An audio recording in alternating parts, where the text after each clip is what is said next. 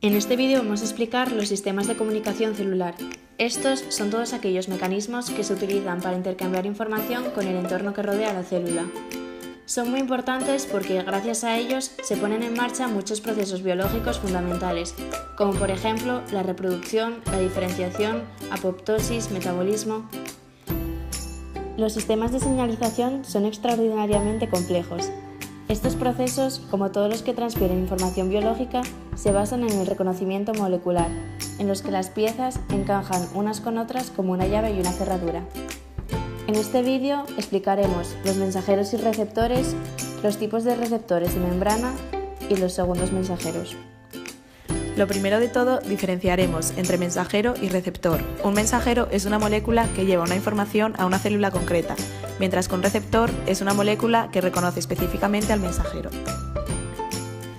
Los mensajeros, también llamados hormonas, mediadores químicos o neurotransmisores, son muy variados desde el punto de vista químico y pueden ser aminoácidos, como la adrenalina, péptidos, como la insulina, proteínas, como las gonadotropinas, o lípidos, como los esteroides y las prostaglandinas. Los receptores son proteínas que reconocen y descodifican la señal que lleva el mensajero para que sea entendible a la célula. Según su naturaleza química, podemos distinguir dos tipos, los receptores intracelulares y los receptores de membrana. Los receptores intracelulares se utilizan para aquellos mensajeros suficientemente pequeños e hidrofóbicos como para poder atravesar la membrana plasmática.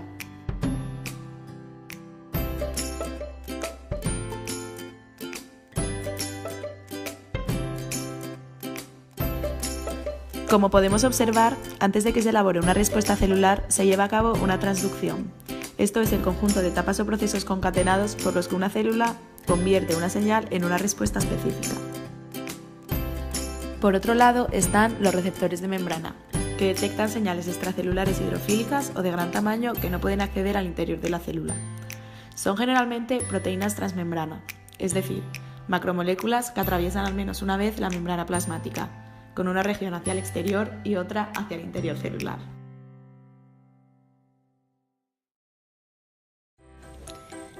Dentro de los receptores de membrana podemos distinguir tres grandes clases. Estos están definidos por la estrategia que utilizan para transformar la señal extracelular en una intracelular. Los receptores acoplados a canales iónicos son proteínas de membrana que dejan pasar iones solo si está presente el mensajero en la parte extracelular. Actúan como compuertas que se abren transitoriamente, dejando pasar calcio, sodio o cloruro, a favor de su gradiente electroquímico. Son especialmente abundantes en células excitables caracterizadas por una gran rapidez de respuesta, como las neuronas o las células musculares.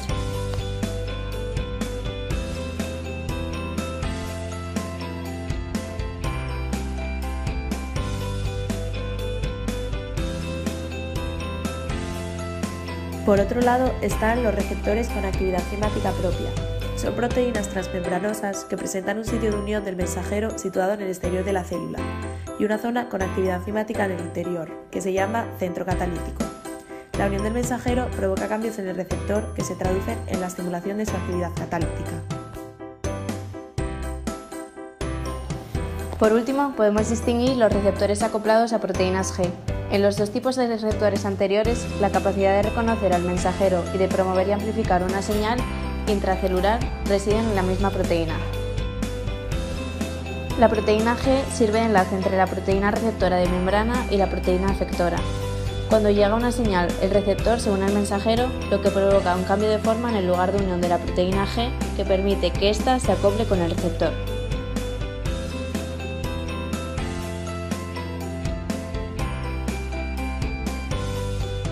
A continuación, os vamos a explicar los segundos mensajeros. Algunos receptores enzimáticos y la mayoría de los receptores acoplados a proteínas G necesitan utilizar ciertas moléculas para transmitir el mensaje en el interior de la célula. Se trata generalmente de pequeñas moléculas o iones denominados segundos mensajeros y cuya misión es modificar la función de determinadas proteínas a las que se unen y en las que provocan un cambio de configuración. Los segundos mensajeros más frecuentes son el adenosin monofosfato cíclico, también conocido como AMPC, y el ion calcio.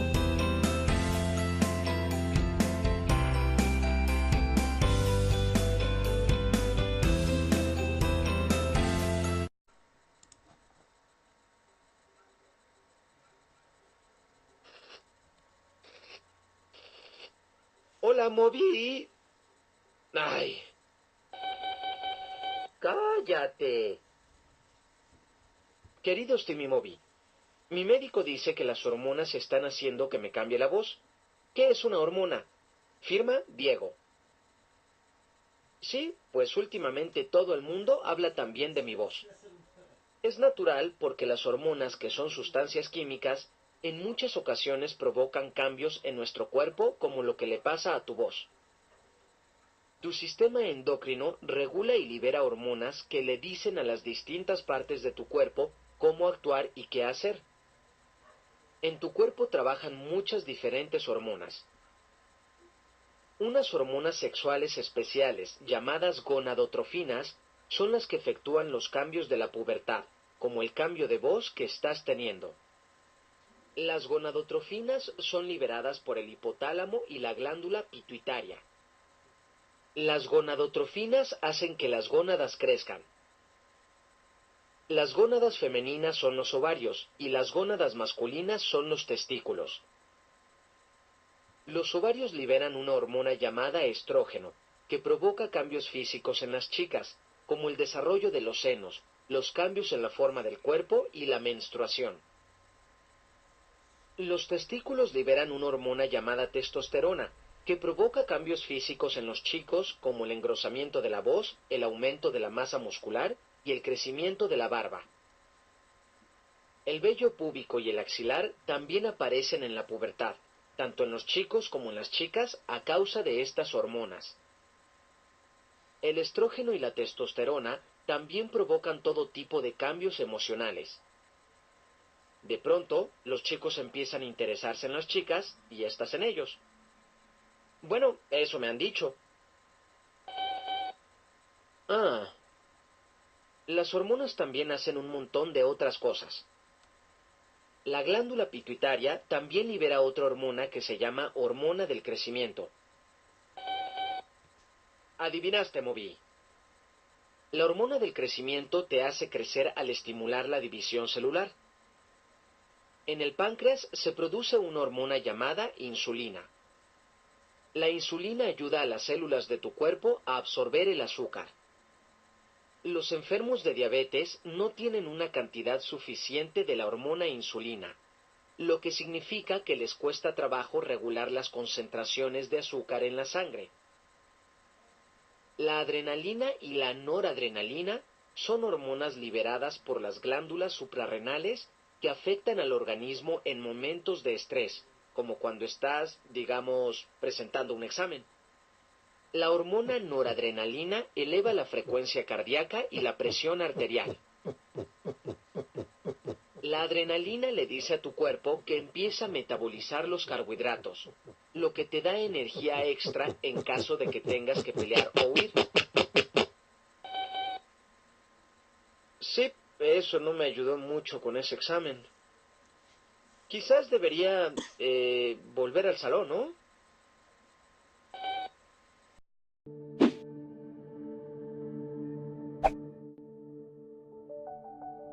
Señalización celular básica y proteína G.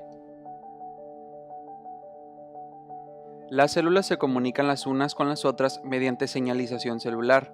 Esto quiere decir que no se comunican de manera directa la una con la otra, sino que tienen un intermediario, o sea, un mensajero, que viaja por el torrente sanguíneo hasta llegar a su destino. Los elementos básicos para que la señalización ocurra son, por parte de la célula que envía la señal, las moléculas mensajeras, y por parte de las células en las que se va a recibir la señal, un receptor específico para este mensaje. Este receptor se puede encontrar en la membrana de la célula o en el interior. Esta señal puede desencadenar eventos sencillos en la célula, como síntesis de proteínas o apertura de los canales, u otras funciones más vitales como la señal de que crezca o que muera. Como mencionamos antes, las moléculas se encuentran vibrando en el torrente sanguíneo y a menos de que sean específicas para este receptor, se unirán. Ahora tenemos una vista más cercana de la membrana plasmática donde podemos apreciar los receptores. Notemos el espacio extracelular y el espacio intracelular. La respuesta que tendrá la célula puede ser de dos tipos dependiendo del receptor a el que va dirigido. Puede ser que vaya dirigida a un receptor acoplado a un canal y ocasione la apertura o cierre de este, y otra que genere un segundo mensajero para hacer su función. ¿Pero qué es un segundo mensajero? Es sencillo, es una molécula que forma parte de una serie de pasos para realizar el efecto deseado en la célula, como en este ejemplo que tenemos que el objetivo de la señal que recibió es para la transcripción de proteínas. Pero ¿por qué hacerlo más largo y no hacerlo directamente? Porque de esta manera se pueden regular más los efectos que tendrá el estímulo sobre la célula, y también se puede amplificar la señal de respuesta, como en este ejemplo, donde una señal externa estimula la producción de varios segundos mensajeros, que activan a varias enzimas y así se crea una respuesta amplificada con un solo estímulo. El ejemplo más característico para entender los segundos mensajeros es entender el funcionamiento de un receptor unido a una proteína G. Primero hablaremos del receptor que se encuentra en la membrana. Podemos escuchar que tiene distintos nombres, como receptor 7 transmembrana, receptor heptahelicoidal o receptor serpentina. Estos nombres se le dan porque su estructura química son 7 hélices que atraviesan la membrana. Con fines didácticos lo representaremos con este dibujo. Este receptor tiene un sitio de unión en la parte externa de la célula. Y ahora hablaremos de la proteína G. En primer lugar, tenemos que está compuesta por 3 subunidades diferentes la una de la otra. Por eso se le llama heterotrimérica. Tenemos la subunidad alfa, la subunidad beta y la subunidad gamma. La proteína G tiene 2 estados, el estado inactivo y el estado activo. Cuando está inactivo, las 3 subunidades se encuentran juntas y en la subunidad alfa se encuentra unido un GDP, un guanidín difosfato.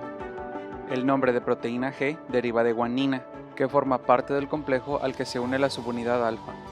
Ahora, para que la proteína G pase a su estado activo, primero se tiene que unir el mensajero al receptor. Después, la subunidad alfa sustituye el GDP por GTP.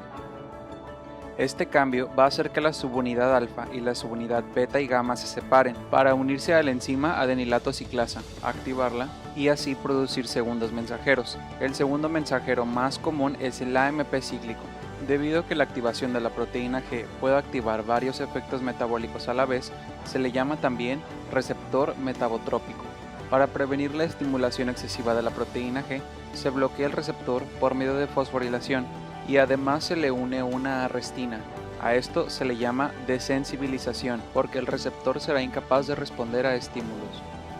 Para que pase de un estado activo a inactivo, se le tiene que quitar el GTP. La subunidad alfa funciona como una GTPasa, o sea que hidroliza el GTP para convertirlo en GDP. Su actividad como GTPasa es débil, pero cuando finalmente lo hace, pasa a estado inactivo. Se deja de producir el segundo mensajero y la proteína G vuelve a su conformación original. Algunos ejemplos de lugares en el cuerpo donde se utiliza la proteína G son en el ojo, donde el receptor de rodopsina se activa con la luz y activa una fosfodiesterasa, hace que disminuya el AMP cíclico y causa la excitación visual. En el corazón, donde la acetilcolina abre los canales de potasio y causa la disminución de la velocidad del marcapasos. Y en el mastocito, donde las IgE activan la fosfolipasa C y hace que se liberen sus gránulos.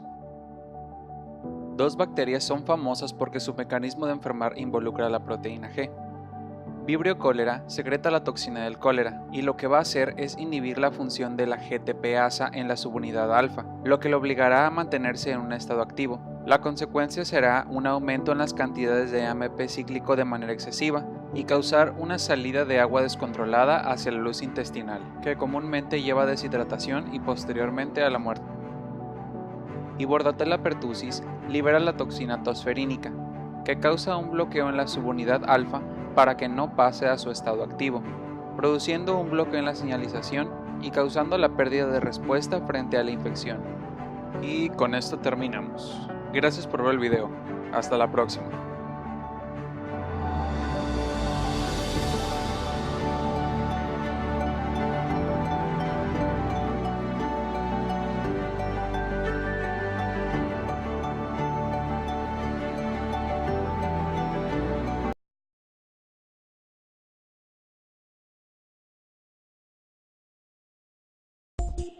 Dentro de nuestro cuerpo se encuentran órganos y sustancias ubicadas estratégicamente, con el fin de ayudar a controlar y apoyar ciertas funciones de nuestro organismo. Estas funcionan como mensajeros, que se encargan de llevar y traer órdenes, y si estas no se cumplen, esto podría afectar nuestro desarrollo. Acomodémonos para conocerlas. Las glándulas endocrinas son órganos que producen sustancias químicas u hormonas y las vierten en la sangre para darle un buen funcionamiento al cuerpo. Una de las glándulas más ocupadas es la hipófisis o pituitaria. Es muy pequeñita y alargada, escondida en la base del encéfalo, parte principal del sistema nervioso. La pituitaria produce varias hormonas fundamentales para nosotros. Mencionaremos las más importantes. Tenemos a la hormona del crecimiento HHC, con la que ayuda al desarrollo normal del esqueleto. Si la glándula llegara a producir menos de lo normal, Juan sufriría de enanismo. Si se produce más de lo normal, Juan sería extremadamente alto. La pituitaria produce también una hormona estimulante del folículo, que trabaja según el sexo de las personas y ayuda a la producción de células reproductoras. En los hombres ayuda en la producción de los espermatozoides y en las mujeres, en cambio, ayuda a desarrollar el ovario y a madurar el óvulo. Otra hormona importante que produce la hipófisis y que se encuentra solamente en las mujeres es la prolactina, que nos ayudará a mí o a Ana, la hermanita de Juan, cuando seamos mamás y tengamos que alimentar a nuestros bebés con leche materna. La glándula tiroides tiene forma de herradura y se encuentra ubicada en la parte anterior del cuello, justo delante de la laringe. La hormona más destacada que esta produce es la tiroxina, que permite controlar el metabolismo, es decir, una sustancia que controlará si somos gordos o delgados. La tiroides puede sufrir ciertas irregularidades. Cuando funciona mucho se le llama hipertiroidismo, lo cual puede causar bocio. Cuando la glándula trabaja poco se le llama hipotiroidismo, lo cual puede causar la inflamación de la glándula, la anemia, tensión baja e insuficiencia cardíaca. Las parótidas son glándulas tan pequeñas como la pituitaria y se encuentran muy cerca de la tiroides. Se hallan agrupadas en dos y ayudan a mantener los niveles normales de calcio en el cuerpo. Las suprarrenales son dos glándulas pequeñitas, ubicadas cada una sobre un riñón. Producen diferentes hormonas, entre ellas unas del tipo esteroides, como la glucocorticoides, que convierte las grasas y proteínas en glucosa. Permite subir el nivel de azúcar en la sangre, reducir las inflamaciones y mantener bien el organismo después de momentos tensionantes o de producción de adrenalina. En las suprarrenales se producen también la adrenalina y la noradrenalina, que son las que permiten alertar al cuerpo para que realice un esfuerzo máximo ante una situación que es superior a sus capacidades. Mientras la primera aumenta el ritmo cardíaco, incrementa la presión sanguínea y sube los niveles de azúcar, la noradrenalina causa un efecto contrario, reduciendo la presión y elevando la corriente coronaria. El timo produce las hormonas tirosinas, que ayudan a producir los linfocitos. ¿Recuerdas? Los que evitaban las infecciones. El timo es una glándula ubicada detrás del esternón y es la única que después de aumentar su tamaño, en la adolescencia empieza a envejecer hasta desaparecer. Las gónadas son las glándulas sexuales que fabrican células sexuales y ciertas hormonas. Y como te puedes imaginar, estas son diferentes en cada sexo. En los niños se llaman testículos, los cuales producen los espermatozoides y la hormona de la testosterona. Esta hormona permitirá que Juan, al crecer, tenga las características de un joven, como la barba, el bigote, vellos en la piel, voz gruesa, será más musculoso y sus órganos sexuales aumentarán de tamaño. En las niñas estas glándulas se llaman los ovarios, que producen óvulos, y la hormona llamada estrógeno. Las glándulas endocrinas controlan las funciones del cuerpo mediante sustancias químicas llamadas hormonas que se incorporan a la circulación general. Las hormonas actúan como mensajeros químicos que viajan a través de la sangre a distintas partes del cuerpo. Los órganos del sistema endocrino están situados en partes del cuerpo muy diversas. La glándula pituitaria está localizada en el cráneo, la glándula tiroides en el cuello, el timo en la parte superior del tórax, las glándulas suprarrenales en la cavidad abdominal y los ovarios y los testículos en la región pélvica. Las hormonas producidas regulan todas las emociones básicas, como el impulso sexual, violencia, cólera, miedo, alegría y dolor. Y permiten el desarrollo y la identidad sexual, controlan la temperatura, ayudan a reparar los tejidos y a la generación de energía. La pituitaria o hipófisis es una pequeña glándula situada en la base del cerebro. Está controlada por el hipotálamo, con el que está conectada. La glándula pituitaria suele denominarse glándula principal, porque sus hormonas sirven para coordinar las funciones del sistema nervioso y del sistema endocrino. Además de producir hormonas que regulan las demás glándulas endocrinas, la glándula pituitaria produce otras que controlan la retención de agua en los riñones. Otra es responsable de la contracción uterina durante el parto y estimula la producción de leche de las glándulas mamarias. Una de las hormonas hipofisarias más importantes es la del crecimiento, que junto con la insulina controlan los niveles de azúcar en sangre. La insulina es una hormona producida por el páncreas. El páncreas está situado junto a la parte inferior del estómago.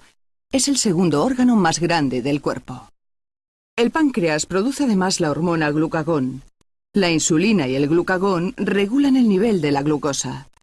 Si la insulina tiene niveles muy bajos, se produce un incremento de la glucosa, característica de la diabetes mellitus, la enfermedad más común del sistema endocrino. La glándula tiroides está localizada en el cuello y segrega dos hormonas. Una de ellas regula el crecimiento y el metabolismo de todas las células. Controla además los reflejos y la forma en que el organismo produce energía y transforma el alimento en componentes corporales. La otra hormona reduce los niveles de calcio en la sangre. Las glándulas paratiroideas situadas en el dorso de la glándula tiroides generan unas hormonas que trabajan con las hormonas tiroides para mantener la homeostasis del calcio sanguíneo y así prevenir un incremento perjudicial del calcio en la sangre que se denomina hipercalcemia. Situado sobre el corazón, el timo es un órgano bilobulado cuya función es desarrollar linfocitos. La linfa que circula por el cuerpo lleva linfocitos hasta el timo, donde se multiplican y transforman en células especializadas en combatir la infección. No todas sus funciones se conocen lo suficiente, pero se sabe que es muy importante en el desarrollo de mecanismos inmunitarios contra varias enfermedades. Las glándulas adrenales están ubicadas sobre cada riñón. Secretan las hormonas que ayudan al cuerpo a reducir el estrés. Cuando el sistema nervioso simpático reacciona ante una emoción intensa, por ejemplo la cólera, se liberan grandes cantidades de hormonas. Esto provoca una reacción de huida o combate. Aumenta la presión sanguínea, las pupilas se dilatan y la sangre se dirige hacia los órganos más vitales y hacia los músculos. La frecuencia cardíaca también se estimula. Las glándulas suprarrenales también producen hormonas que generan energía, regulando el metabolismo de carbohidratos, lípidos y proteínas. Otras hormonas regulan el equilibrio hídrico y mineral del cuerpo. Previenen la retención excesiva de agua por los riñones y mantienen el balance entre sodio y potasio en el torrente sanguíneo. Este equilibrio es muy importante para la contractilidad muscular.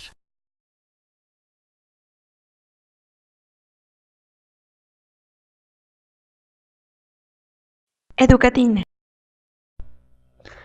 Hola, hoy explicaremos el sistema endocrino. El sistema nervioso no es el único mecanismo que regula el funcionamiento de nuestro cuerpo. El sistema endocrino desempeña un papel clave al ayudar a coordinar e integrar reacciones psicológicas complejas. De hecho, el sistema nervioso y el sistema endocrino trabajan juntos en una conversación química constante.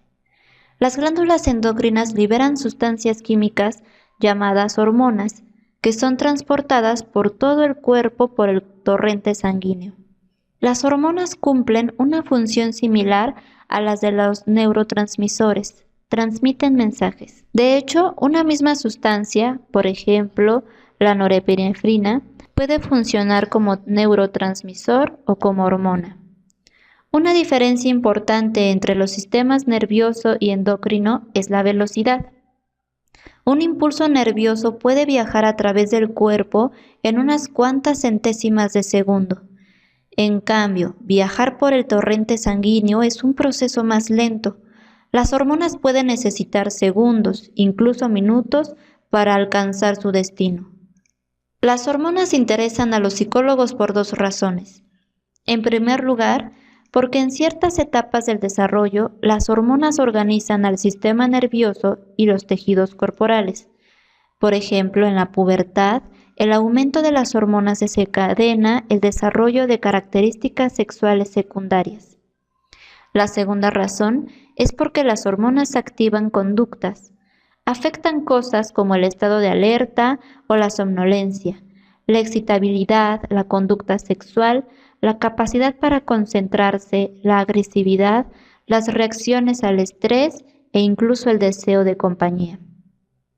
Las hormonas también tienen efectos notables en el estado de ánimo, la reactividad emocional, la capacidad para aprender y la capacidad para resistir la enfermedad.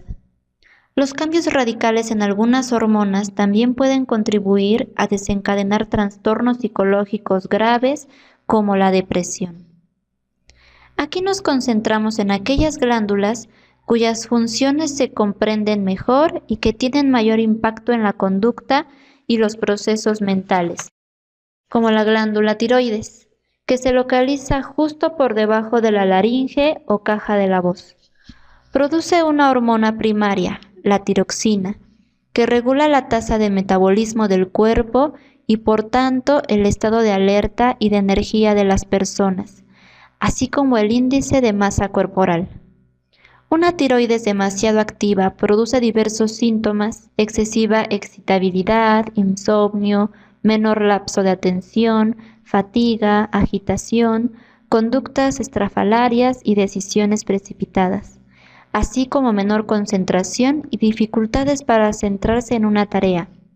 Muy poca tiroxina lleva al otro extremo, el deseo constante de dormir y sentirse cansado después de hacerlo. Nos resulta sorprendente que los problemas de tiroides a menudo se diagnostiquen en forma errónea, como depresión o condiciones actitudinales del individuo. Alojadas en las glándulas tiroides se encuentran las paratiroides, 4 órganos minúsculos que controlan y equilibran los niveles de calcio y fosfato en el cuerpo, lo que a su vez influye en los niveles de excitabilidad. Hemos concluido por ahora. Hasta pronto. ¿Te gustó el video? Puedes ver la continuación de este tema en el siguiente video. Y no olvides suscribirte al canal de Educatina.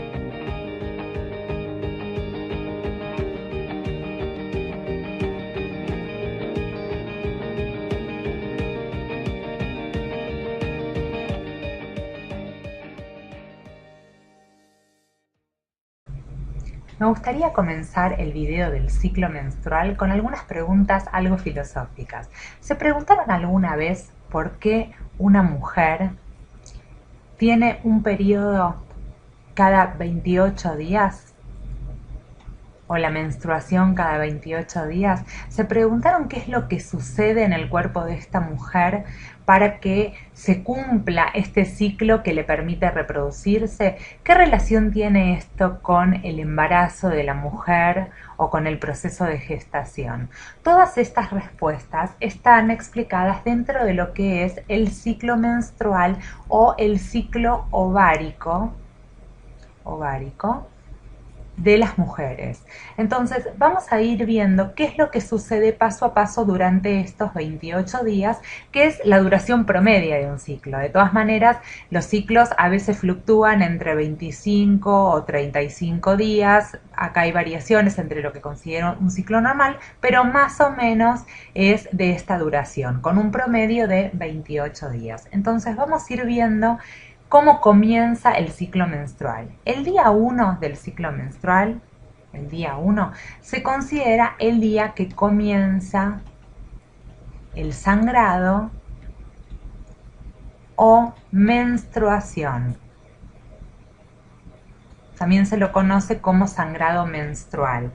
Este es el primer día del ciclo y el ciclo termina el día 28, como dijimos en promedio, justo antes de que comience la nueva menstruación. Cuando comienza la nueva menstruación ya es el otro ciclo. Este es el día anterior, digamos, día anterior. Perfecto. Entonces, lo que vamos a hacer en este video es ir viendo paso a paso qué es lo que ocurre en cada etapa del ciclo. Para eso, vamos a decir primero ¿Cuál es la función principal, como lo hacemos con cada uno de nuestros sistemas? ¿Cuál es la función principal de este ciclo menstrual? Y al igual que dijimos que teníamos un sistema reproductor femenino que participa justamente en este ciclo menstrual, todos tienen como función principal la reproducción de nuestra especie. La reproducción, la gestación de un bebé. Y para eso vamos a ver cómo se prepara el cuerpo en estos 28 días. Para eso vamos a pasar aquí abajo y vamos a ver qué es primero la menstruación. Vamos a hablar del sangrado menstrual o el comienzo del ciclo. Menstruación. La menstruación proviene del útero. El útero, uno de los órganos más importantes del sistema reproductor femenino, está formado por 3 capas de tejido. De estas capas tenemos la capa más interna, conocida como el endometrio. Después tenemos la capa del medio, que es una capa muscular. Y finalmente la cubre una capa más externa, que es una capa elástica. Entonces, el endometrio, que es el que participa activamente en el proceso del sangrado de la menstruación, es una capa que está llena de vasos sanguíneos. Por eso es que al desprenderse el endometrio de las otras 2 capas, es que se produce la eliminación de sangre. La capa media, la muscular y la capa elástica nunca se desprenden de la estructura del útero. La única capa que se desprende o que se elimina es la capa endometrial o el endometrio.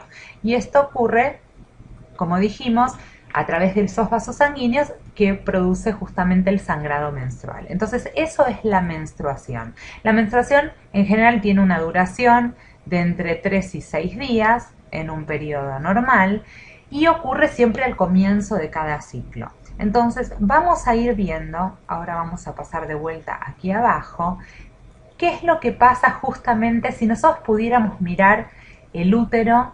El útero es como tiene forma de como si fuera una pera invertida. Acá habíamos visto en el video de aparato reproductor femenino, teníamos las trompas de falopio. Las trompas de falopio que desembocaban en los ovarios. Y acá teníamos entonces el útero. El útero. Entonces, el útero dijimos entonces que estaba formado por las 3 capas, la capa elástica más externa, la capa muscular en el medio y la vamos a dibujar en rojo, la capa más interna, que es el endometrio. Entonces, ¿qué es lo que va a suceder a lo largo de los 28 días? Esto es el espesor del endometrio. Cuán gruesa es la capa endometrial. Y si vemos, a medida que comienza el ciclo, este espesor va disminuyendo hacia aquí porque se está produciendo el sangrado menstrual. La capa de endometrio empieza a desaparecer o se afina y se elimina a través del sangrado que sale justamente a través del cuello del útero y la vagina, por supuesto. Y luego, a medida que avanza el ciclo, vamos a ir viendo que las hormonas van a generar un aumento de vuelta del espesor o del grosor del endometrio hasta más o menos el día 14. Y luego se mantiene constante y grueso a lo largo del tiempo hasta que termina el ciclo más o menos en 28 días. Entonces, este engrosamiento se produce porque los vasos sanguíneos se van regenerando y el endometrio se prepara justamente para poder recibir al embrión. Esa es la función, recibir al cigoto o al huevo que luego se convertirá en el embrión. ¿Por qué? Porque dijimos que cada mes, si recuerdan, los ovarios van a producir un óvulo, ya sea el ovario derecho o el izquierdo, y ese óvulo va a pasar a las trompas de falopio. ¿Qué día? Justamente el día 14, que es el día de la ovulación. Vamos a ponerlo acá. El día de la ovulación, que es el día 14, estamos hablando de un ciclo estándar ¿no? De 28 días, el día 14 se produce la ovulación. Que eso, acá pusimos óvulos, pero en realidad vamos a poner ovulación para hacerlo un poquito más claro. Ovulación, que es el día en que el óvulo justamente va a pasar desde el ovario en las trompas de falopio, donde puede ser fecundado por el espermatozoide, y a medida que transcurren estos días, entonces el endometrio ya está listo para poder recibir a ese huevo o cigoto fecundado que se puede apoyar o puede ser implantado, así se dice, implantar en el endometrio. Pero ¿qué sucede si este óvulo que tenemos acá no es fecundado por ningún espermatozoide? Simplemente el óvulo va a llegar hasta el útero, va a quedarse en las paredes del útero, en el endometrio, pero cuando llegue el día 28 va a salir junto con el sangrado menstrual. Se va a eliminar por sangrado menstrual y se pierde, y empieza un nuevo ciclo. Entonces vamos a ir viendo paso a paso cómo son las fases del ciclo. Para eso vamos a dejar esta parte del esquema de acá y vamos a dibujar el ciclo en redondo, porque justamente dijimos que era un ciclo. Un ciclo que comienza aquí y termina acá y vuelve a empezar. Entonces, si este es el primer día y este es el día 28, vamos a ver, y acá marcamos el día 14, que esta primera fase del ciclo se la conoce, acá en celeste lo vamos a anotar, como la fase folicular, y también mucha gente la puede llegar a conocer como la fase preovulatoria. Eso no me salía. La fase preovulatoria. Esta fase folicular o fase preovulatoria, que ocurre entre el primer día y el día 14, es justamente donde el sistema reproductor se prepara para la ovulación o fase ovulatoria. Ahora vamos a ver qué pasa en cada una de las fases. Y finalmente tenemos la fase postovulatoria, que también se la conoce como la fase lútea. La fase lútea, que es la postovulatoria. Entonces, ¿qué es lo que ocurre en cada una de las fases? En la primera de las fases, o preovulatoria, lo que ocurre es que se va a producir, como vimos antes en el esquema del grosor del endometrio, primero se va a producir un descenso de la capa endometrial. Pero luego va a empezar a ascender a medida que transcurren los días, se empieza a engrosar nuevamente. Se está preparando para recibir al óvulo, ¿sí? Que va a salir del ovario. Esto ocurre durante esta primera fase. Hay muchos cambios hormonales. Primero ocurre la menstruación. Esto ocurre en el periodo preovulatorio. Vamos a ponerlo acá. Menstruación. Y luego llegamos al día 14, que es la fase ovulatoria. ¿Qué es lo que ocurre en el ovario a esta altura? En el ovario dijimos que teníamos uno izquierdo y uno derecho, y los ovarios lo que hacen es alternarse mes a mes para que uno solo, el izquierdo o el derecho, produzcan un óvulo. Este óvulo se genera a partir de unas estructuras conocidas, vamos a poner la flecha al revés, así, conocidas como los folículos.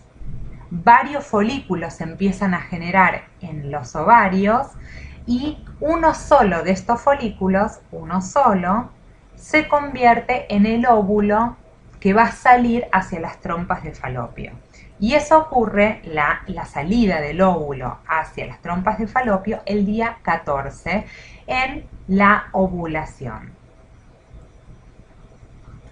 Hasta este momento no hay posibilidades de ser fecundado, porque tiene que salir del ovario para poder fecundarse. Entonces, ¿en qué momento ocurre la fecundación?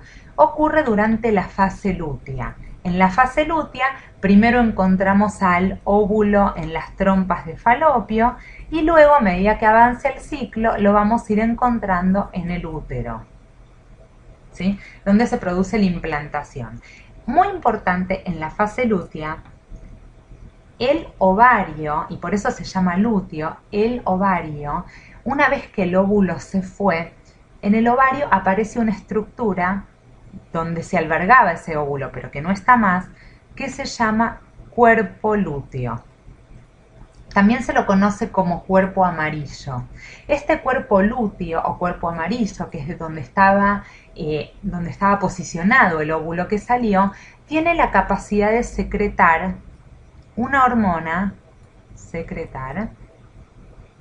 conocida como progesterona. La progesterona, muy importante en el embarazo, lo que hace justamente es que el endometrio del útero, cuando llega esta hormona, el endometrio del útero, se engrose, se llene de vasos sanguíneos y entonces el embrión se pueda, o el cigoto en este caso, se pueda implantar y pueda justamente tener esa irrigación de sangre que necesita, ¿sí?, para poder seguir desarrollándose durante los 9 meses.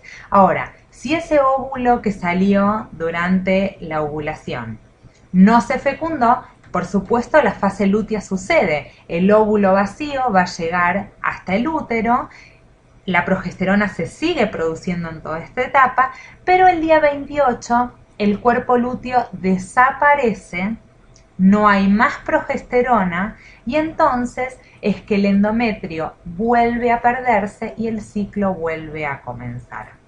Si hay embarazo, si el óvulo fue fecundado por un espermatozoide, el ciclo no vuelve a empezar porque justamente lo que se produce es el embarazo. Entonces, estas son las bases del ciclo femenino o ciclo menstrual que nos ayudan a entender todos los cambios que ocurren en cada fase del ciclo. Nos seguimos viendo en los próximos videos. Entonces tenemos claro la diferencia de los tipos de conexiones hipotálamo-hipofisiales. Ahora vamos a hablar de lo que serían nuestros factores hipofisiotrópicos hipotalámicos. Entonces tenemos que en primer lugar vamos a tener esta TRH. ¿Pero qué es la TRH? La TRH es nuestra hormona liberadora de tirotropina. Muy bien. ¿Dónde se va a localizar? Ella se va a localizar en el núcleo paraventricular. Muy bien. ¿Y cuál va a ser su principal acción? La síntesis y liberación de la TSH que se nos va a formar en nuestra adenohipófisis.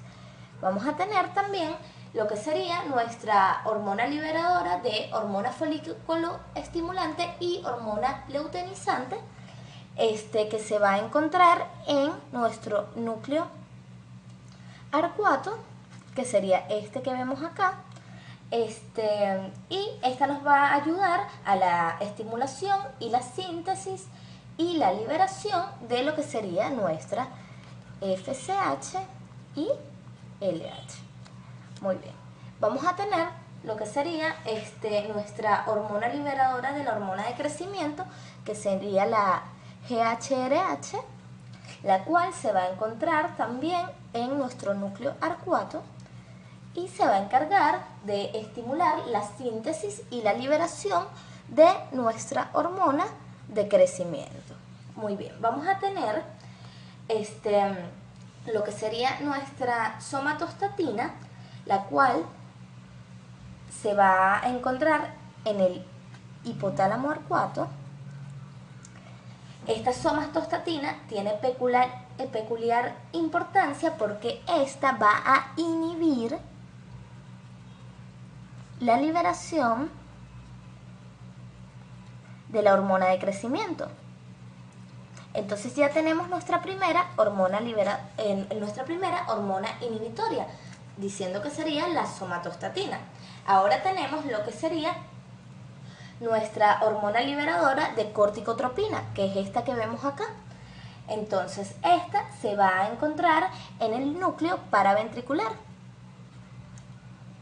y va a tener una acción principal, que es la estimulación de la síntesis de esta familia, que son precursores comunes de los péptidos hipofisiarios.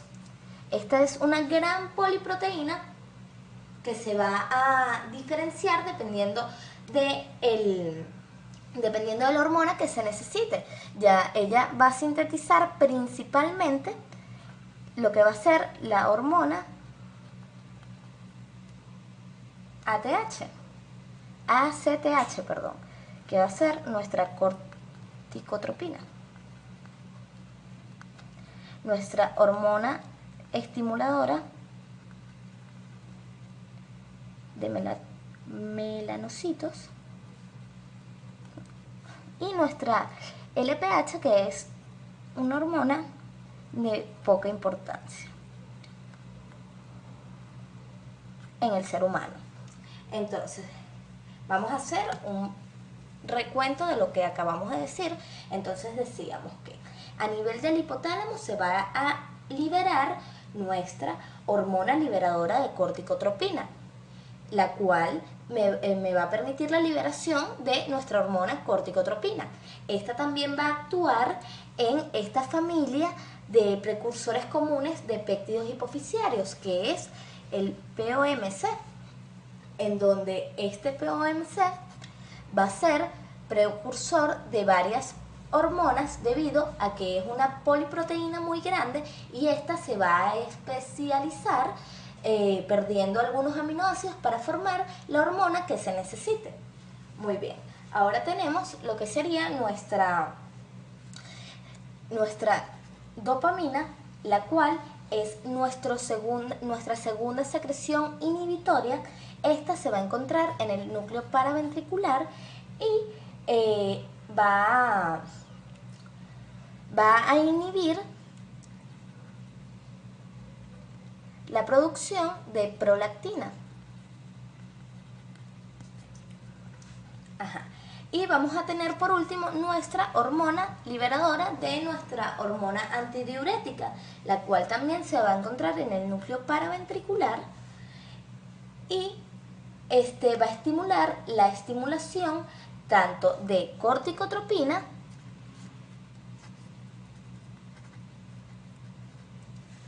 como también va a ayudar a la retención de H2O en el riñón, y va a aumentar nuestra presión sanguínea. Bueno, con esto terminamos lo que sería nuestro primer apartado. Muchas gracias. Buenas noches. En este apartado vamos a hablar sobre las hormonas secretadas por nuestra adenopófisis. Vamos a tener que nuestra adenopófisis secreta principalmente 6 hormonas peptídicas con un papel fisiológico claramente establecido, que serían estas 6 hormonas peptídicas que vamos a nombrar en este momento. Vamos a tener en primer lugar lo que sería nuestra hormona estimulante de tiroides. Luego tendríamos nuestra hormona que sería nuestra hormona adenocorticotrópica o corticotropina. Vamos a tener nuestra hormona de crecimiento, nuestra hormona prolactina y nuestra hormona folículo estimulante. Muy bien. Entonces, vamos a tener que nuestras células de la adenopófisis van a ser varios tipos, porque dependiendo del tipo de célula se va a segregar la hormona que necesitamos. Entonces vamos a tener que nosotros vamos a reconocer 5 tipos de células: los tirotropos, los corticotropos, los somatotropos los lactotropos y los gonadotropos. Muy bien. Entonces, comencemos con ¿qué va a pasar en estos tirotropos? En estas tirotropas, en estas células tirotropas se va a formar, se va a segregar lo que será nuestra hormona estimulante de tiroides. Esta hormona estimulante de tiroides va a actuar sobre nuestra glándula tiroides. ¿Para qué? Para estimular la síntesis y la liberación de hormonas tiroideas, además de estimular el crecimiento de nuestra glándula tiroides. Ok, entonces ahora vamos a hablar de lo que serían nuestras células corticotropas, las cuales nos van a segregar nuestra hormona corticotropina. Esta corticotropina se va a dirigir a nuestras glándulas suprarrenales, que recuerden que está encimita del riñoncito, y va a producir la estimulación para la síntesis de lo que serían los esteroides adrenales, además de lo que sería la estimulación del desarrollo de nuestra corteza adrenal. De la corteza adrenal. Ok, ahora vamos a ir con nuestras células somatotropas. ¿Qué nos van a segregar ellas? Lo que va a ser nuestra hormona de crecimiento. Y esta hormona de crecimiento se va a dirigir a todo lo largo del cuerpo y ella va a regular lo que va a ser el metabolismo y va a estimular el crecimiento corporal. Entonces tenemos regulación de metabolismo y crecimiento del cuerpo. Muy bien. Entonces, ahora vamos a ir con lo que serían nuestras células gonadotropas. Estas tienen una peculiaridad. Las gonadotropas van a dar origen tanto a la hormona folículo estimulante, que sería esta de acá, como a nuestra hormona luteinizante. Entonces, vamos a hablar primero de nuestra folículo estimulante. ¿Qué va a hacer ella? Bueno, nuestra hormona folículo estimulante primero va a ir a lo que serían las gónadas, tanto de individuos femeninos, ¿no?, como de individuos masculinos. Ok, entonces vamos a tener que nuestra folículo estimulante va a estimular en las mujeres el crecimiento folicular ovárico. También va a estimular la síntesis de estrógeno. Y en el hombre va a ayudar a la formación de lo que serían nuestros espermatozoides. Bueno, sus espermatozoides. Entonces tenemos que nuestra hormona luteinizante también va a actuar a nivel de nuestras gónadas. Estas en el caso de las mujeres, van a ayudar con la estimulación de la ovulación. Además, va a ayudar con la síntesis de tanto estrógenos y progesteronas. Entonces pondríamos estrógenos y progesteronas. Y además va a ayudar a la formación del cuerpo lúteo en la mujer. Y en el hombre va a ayudar a la síntesis de lo que sería la testosterona. Ok, y por último vamos a tener lo que van a ser nuestras células lactotropas, las cuales van a darnos origen a lo que sería nuestra prolactina. ¿Y qué va a hacer esta prolactina? Esta prolactina va a actuar a nivel de lo que serían nuestras mamas y van a estimular lo que sería la producción de leche materna y el desarrollo de lo que serían las mamas en las mujeres. Con esto hemos terminado. Muchas gracias por su atención. Hasta luego. Buenas noches. En esta oportunidad vamos a hablar sobre la secreción de nuestra hormona antidiurética y nuestra oxitocina. Entonces, recordemos que nuestra neurona se va a ubicar de la siguiente manera. Ella va a tener su soma en lo que van a ser los núcleos del hipotálamo, va a tener un trayecto a nivel de la eminencia media y su porción hipofisiaria en la neurohipófisis para estas hormonas. Entonces aquí podemos ver que esta sería la porción hipotalámica, donde van a estar los somas de las neuronas de los núcleos supraópticos y los núcleos paraventriculares. Vamos a tener nuestra eminencia media y vamos a tener lo que sería nuestra hipófisis esquemáticamente, la porción de la hipófisis esquemáticamente. Entonces, vamos a avanzar. Vamos a decir que una vez que nuestra hormona antidiurética y la oxitocina junto con su neurofisina, ya sea N1, recordemos, N1 para la oxitocina o N2 para la antidiurética, se han empaquetado en gránulos. Estos van a ser transportados por flujo axoplásmico a lo largo de todo el axón de nuestra neurona. Entonces vamos a tener nuestra hormona, esta se va a unir a nuestra neurofisina y se va a empaquetar en gránulos de secreción que van a viajar a lo largo de que se van a desplazar a lo largo de los axones neuronales hasta llegar a nuestra neurohipófisis, en este caso, donde se van a almacenar. Recordemos que la función que tendrán las neurofisinas será favorecer este transporte a nivel del flujo axoplásmico. Entonces, pasarán dos cosas. Una parte de esos gránulos se va a almacenar se van a localizar en unos cuerpos que se van a formar a los lados de nuestro axón, que se van a denominar los cuerpos de Henry. Y vamos a tener unos gránulos que se van a localizar en áreas cercanas al capilar, que es estos gránulos que vemos acá. Entonces, cuando se estimula la secreción,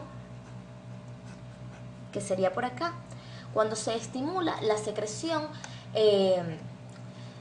los gránulos que están más cercanos a los capilares, que serían estos de acá, se van a liberar. Entonces, una vez que se han liberado los gránulos a la circulación, se separa la hormona de su neurofisina. Entonces vemos aquí cómo están separadas en lo que sería nuestro capilar. Y entonces, esta separación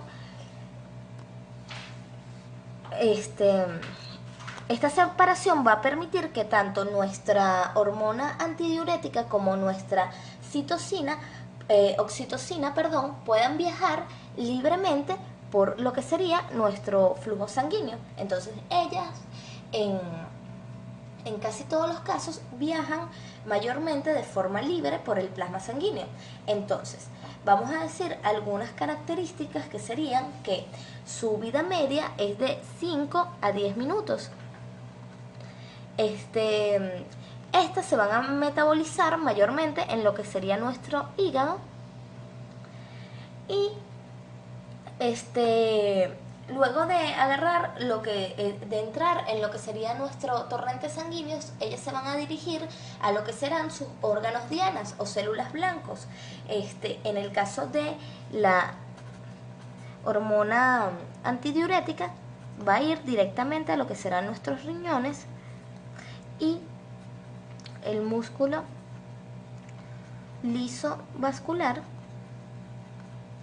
y lo que va a hacer nuestra oxitocina se va a dirigir a el útero para ayudar con la contracción y a las mamas para ayudar con lo que va a ser también la contracción de nuestros conductos mamarios para que se secrete lo que será el lactante.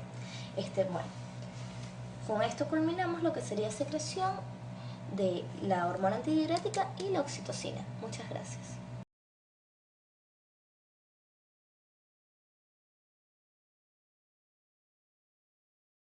Las hormonas son sustancias que poseen tanto los animales como los vegetales. son las que regulan los procesos corporales, tales como el crecimiento, el metabolismo, la reproducción y el funcionamiento de distintos órganos. En los animales, las hormonas son segregadas por glándulas endocrinas. Estas son carentes de conductos la mayoría de veces y se van directamente al torrente sanguíneo. Este se mantiene en un estado de equilibrio dinámico entre las diferentes hormonas que producen sus efectos, encontrándose en concentraciones muy diminutas.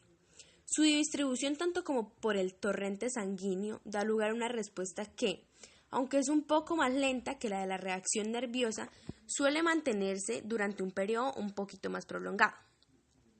Estas hormonas de las que hablamos, y si hay exceso o déficit de ellas, pueden provocar enfermedades como es el caso del cretinismo y la acromegalia.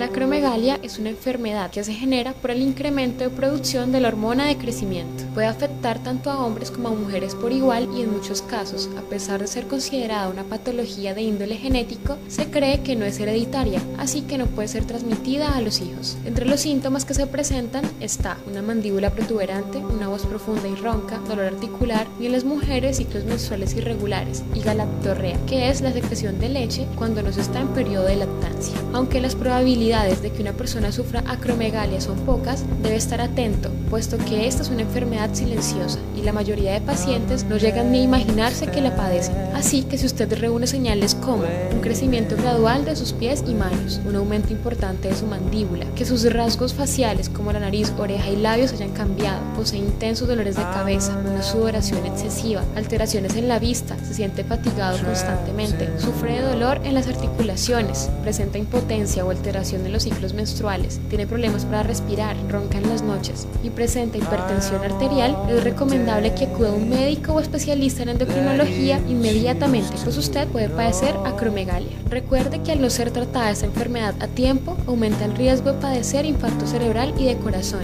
cáncer, diabetes y disminuir su tiempo de vida hasta en 15 años. Autoevalúese, de usted depende su calidad de vida.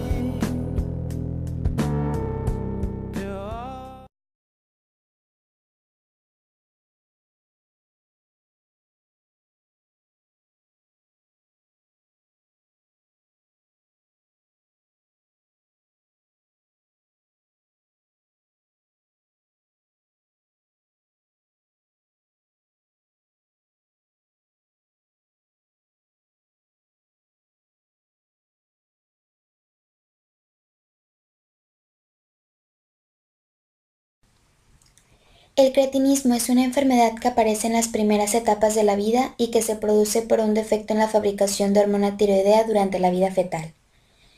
Esto sucede generalmente en casos de ausencia o malformación de la glándula tiroides, situada en la parte anterior y superior de la tráquea, o en ciertos trastornos congénitos del tiroides que se ve incapaz para fabricar la hormona tiroidea.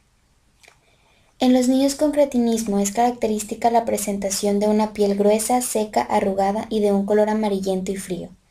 El aumento del tamaño de la lengua que se sale de la boca es un rasgo muy característico de estos niños, que presentan unos labios engrosados en una boca entreabierta con babeo permanente.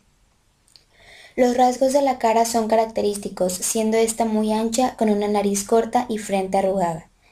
La observación de las manos y los pies muestran unas extremidades hinchadas en forma de pala.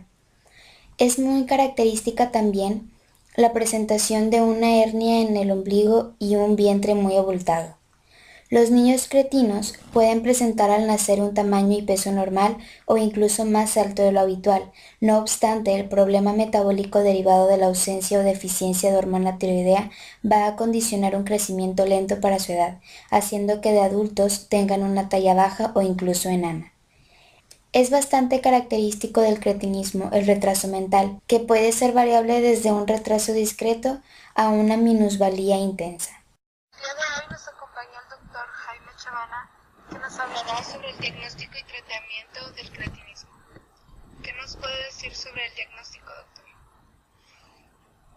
Bueno, normalmente los pacientes con hipotiroidismo presentan por lo general ciertos signos y síntomas que van a llegar a darnos datos de la enfermedad, como son decaimiento, malestar general, debilidad, estreñimiento, un aumento de peso desmedido, hay intolerancia al frío, la palabra y el pensamiento es un poco más lento de lo normal y presentan generalmente mala memoria. Normalmente debemos de enfocarnos para hacer un diagnóstico diferencial con problemas como depresión, pérdida de la memoria por otras causas, trastornos de algún otro órgano que puedan simular la misma enfermedad. Normalmente el diagnóstico lo vamos a hacer fundamentado en pruebas de laboratorio, los cuales vamos a pedir niveles de hormonas tiroideas y eso nos va a dar el diagnóstico básicamente. Ya llegando al diagnóstico, tenemos que enfocar el tratamiento en dos fases. Un tratamiento no farmacológico y un tratamiento farmacológico. El tratamiento no farmacológico es generalmente explicarle al paciente en relación a su enfermedad porque es un tratamiento de por vida. El tratamiento a corto plazo farmacológico es dar tratamiento de sustitución de hormonas tiroideas. Normalmente utilizamos una hormona que se llama levotiroxina. En el tratamiento a largo plazo, lo que se tiene que estar haciendo es monitoreando por medio de exámenes de laboratorio, detectándose hormonas tiroideas. Al principio es cada 2 meses. Si ya se llega a un control adecuado, se puede pedir exámenes cada 6 meses o cada 12 meses. Dentro de la evolución y el pronóstico se considera bueno cuando se llega a un tratamiento médico correcto, con niveles hormonales adecuados, el paciente presenta remisión de síntomas. Agradecemos, doctor, su aporte al tema.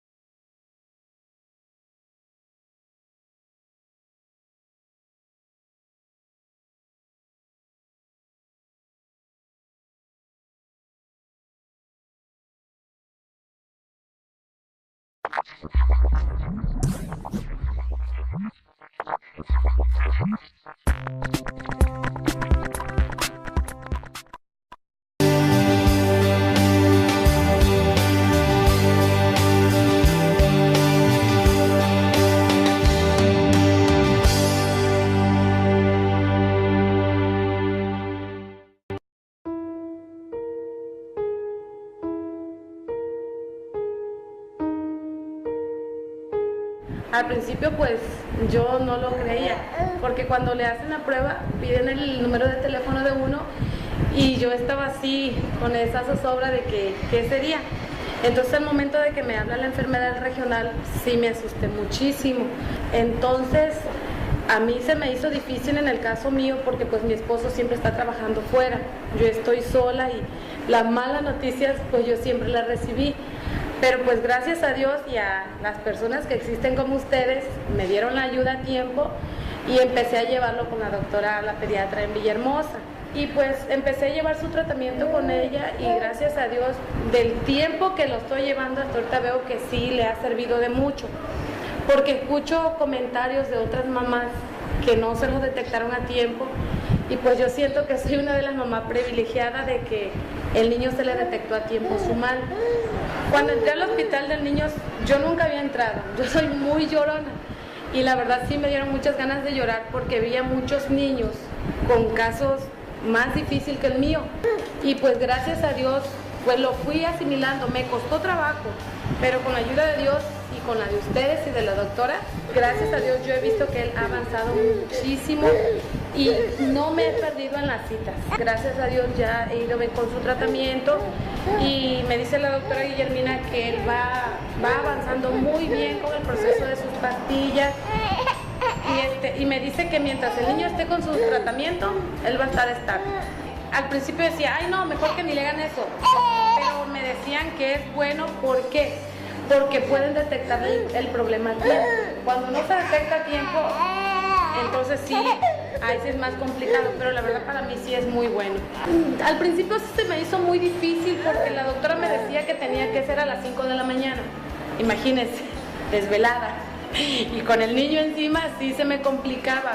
Le comento a mi esposo que igual él debe de estar pendiente cómo le doy el tratamiento al niño, porque le digo, no todo el tiempo me voy a sentir bien, o de repente a mí se me puede olvidar y pues tú para eso estás. Pues que gracias a los programas que existen se pueden detectar los problemas a tiempo y que gracias a personas como ustedes, que yo estoy muy agradecida con las personas de Tamiz, podemos tratar de llevar esto como parte de la vida, porque a veces no es fácil. Cuando él nació me pasaban miles de cosas por la cabeza, cómo van a ser, qué tendrá. Cuando escuchaba yo el hipotiroidismo o la tiroides, yo veía personas que las operaban de la garganta o se les salían muchas cosas, ¿no? Y yo decía, Dios mío, ¿será que mi hijo va a estar así? Me daba ese miedo. Yo decía, Dios mío, ¿y si mi hijo nace así o tiene ese problema? Y me decía mi esposo, como nazca lo vamos a querer. No, yo no te digo que no lo voy a querer, pero pues sí da tranquilidad cuando lo detectan a tiempo y ellos pueden tomar el tratamiento a tiempo. Y la verdad, le voy a repetir, con todas las personas, yo estoy muy agradecida, principalmente con Dios, porque gracias a él mi niño va saliendo adelante y con la ayuda de la doctora y de su tratamiento.